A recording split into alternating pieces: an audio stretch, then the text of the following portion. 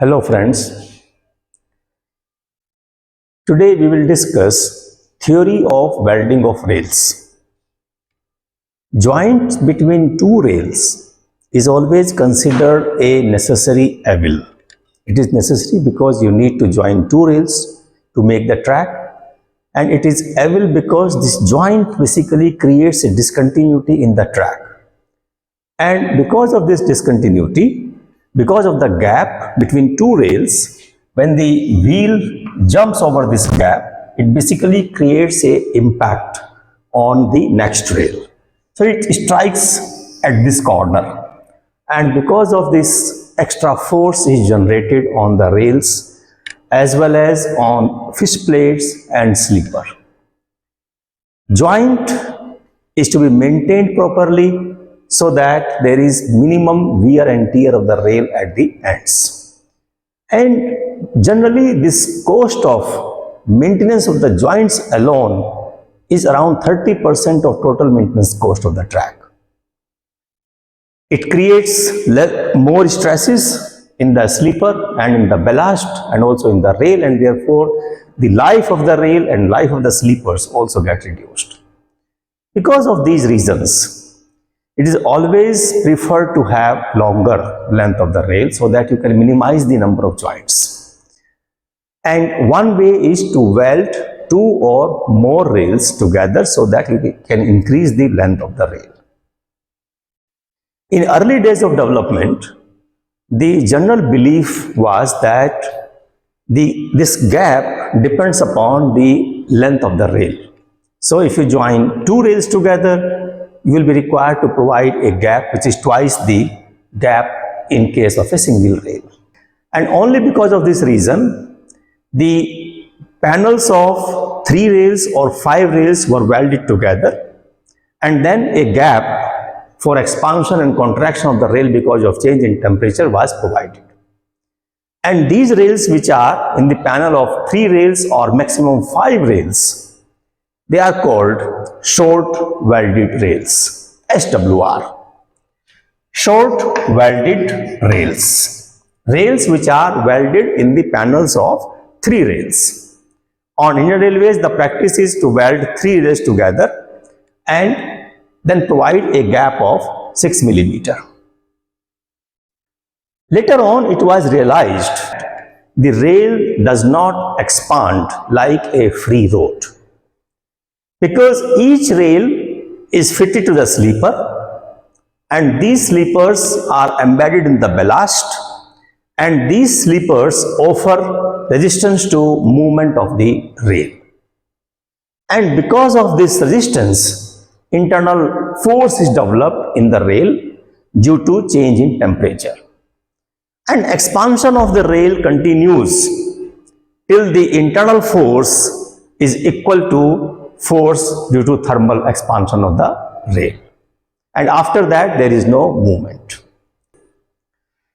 Or if you take let us say a free road, and this is free to expand, length is L, and you raise the temperature of this road, let us say by T or delta T, then change in length will be L into alpha into delta T. L is the length of the rail, alpha is the coefficient of thermal expansion of the metal, in case of rail it is steel, and delta T is change in temperature. Now if this expansion or contraction is not free, if you have restraining force on this side also, then internal force will be generated in the rail.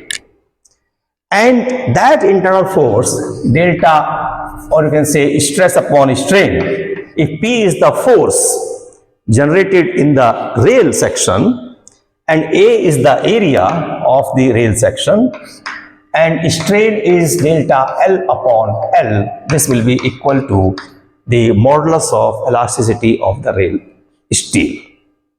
Stress upon strain. And if you simplify this, P into L upon delta L into A is E. And delta L, I told you it is L into alpha into delta T, or you can say simply T, and therefore this force will be AE into alpha into T. A is the cross-sectional area of the rail, E is the modulus, alpha is the coefficient of thermal expansion, T is the change in temperature. Important point here is that this force does not depend upon the length of the rail. It only depends upon the change in temperature and property of the rail steel. Let us put some values of A, E and alpha in this equation. For a 52 kg rail,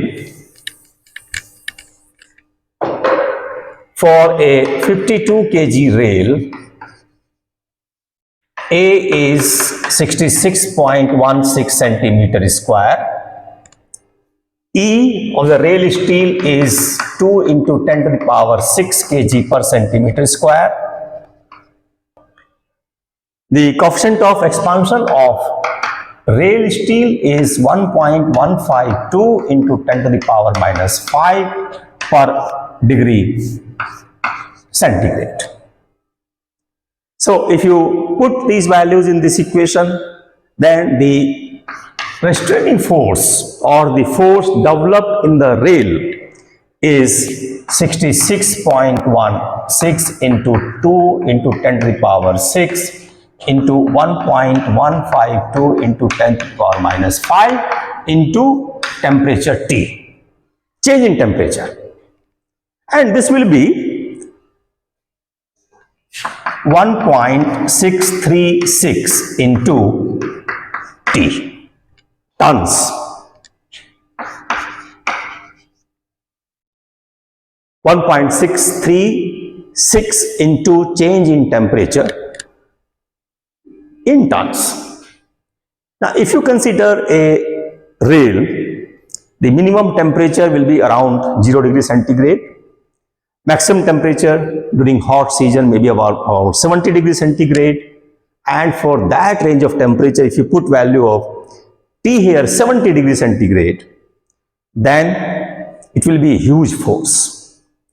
Huge force, internal force generated in the rail. And therefore, this laying temperature of the rail should be between this range 0 to 70 degrees centigrade, so that the force due to the contraction and expansion is balanced, and 35 degrees centigrade, ideally 35 centigrade, so that the force due to expansion and contraction is fully balanced. In fact, this is the temperature, 35 degrees centigrade, the temperature at which long welded rails are laid in northern part of the country. And the reason is to balance this force because of expansion and contraction. So if you put value of T 35 degrees centigrade, 1.636 into 35 tons. A sleeper properly embedded in the ballast and with proper fitting will offer a resistance of about 300 kg to 500 kg per rail seat, or you can say 600 kg or 0.6 tons to 1 ton per sleeper, because each sleeper supports 2 rails, so you can say 300 kg to 500 kg per rail seat. So in case of a track,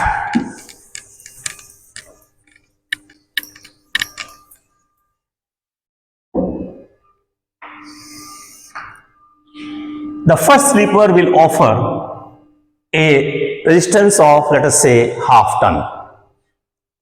The second will also offer a resistance of half ton. So this internal force is generated, and when this internal force is equivalent to the total force because of thermal expansion of the rail, then practically there will be no movement in the rail. Rail will be fully clamped, fully restrained. There will be absolutely no movement. So each ordinate here is half ton. Let us say if you assume that the sleeper will offer a resistance of half ton.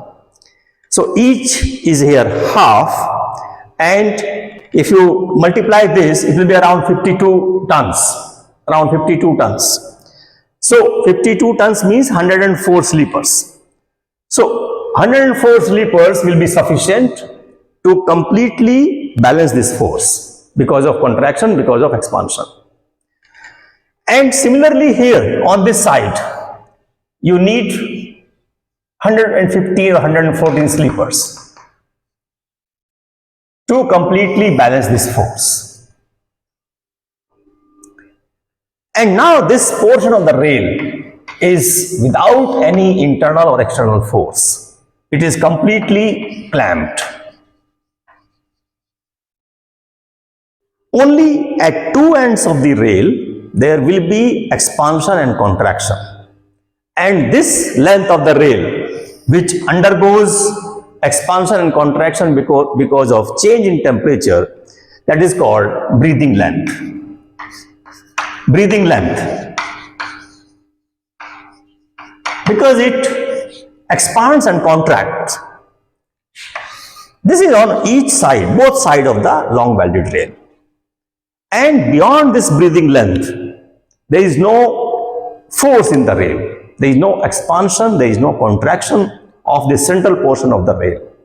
That is completely restrained, completely clamped.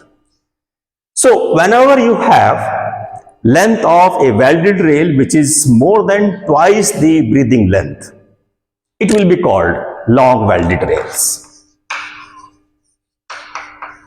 Long welded rail. So these are the rails of any length, it can be any length, where only end portions undergo expansion and contraction and the central portion remains completely clamped. On Indian Railways, this breathing length is around 100 meter, and therefore the minimum length of long welded rail is 200 meter. So any length of the welded rail which is more than 200 meter, that will be termed as LWR or long welded rail. And if this length goes beyond 1 kilometer, then that is called continuously welded rail, CWR, continuously welded rail. Concept is same in both cases. In long welded rail as well as in continuously welded rail, the theory is same, that only end portions will undergo change in length because of change in temperature and central portion remains clamped. Now let me just take one small example just to illustrate how do we calculate the theoretical length of a long welded rail. Let us say determine or calculate the theoretical length of a long welded rail for a 52 kg rail having a cross-sectional area 66.15 centimeter square. Alpha is 11.5 into 10 to the power minus 6 per degree centigrade. Temperature variation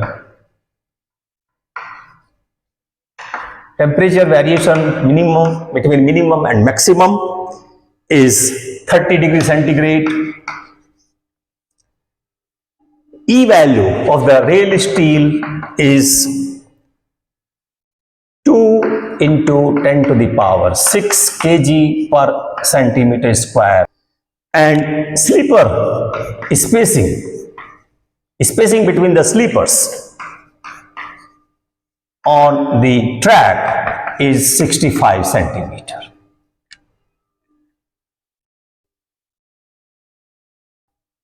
So find out what would be the minimum theoretical length of long welded rail.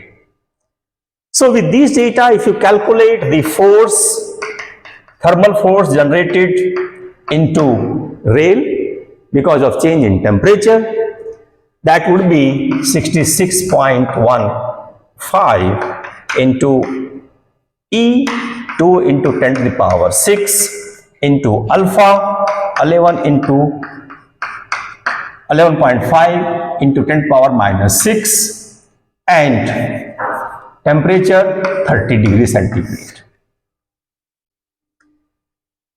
Now this force is 45.6 tons. So force generated because of this change in temperature of 30 degrees centigrade is 45.6 tons. Each sleeper will offer a resistance of 300 kg per rail. Total resistance of the sleeper will be 600 because it supports 2 rails. So if 300 kg per rail, how many sleepers are required to compensate this force? Number of sleepers required to resist this force is 45.6 ton divided by 0.3 tons, and that is 152. 152 sleepers on either side. On either side, 152 sleepers multiplied by the sleeper spacing, that will give you the breathing length of the rail. So breathing length of the rail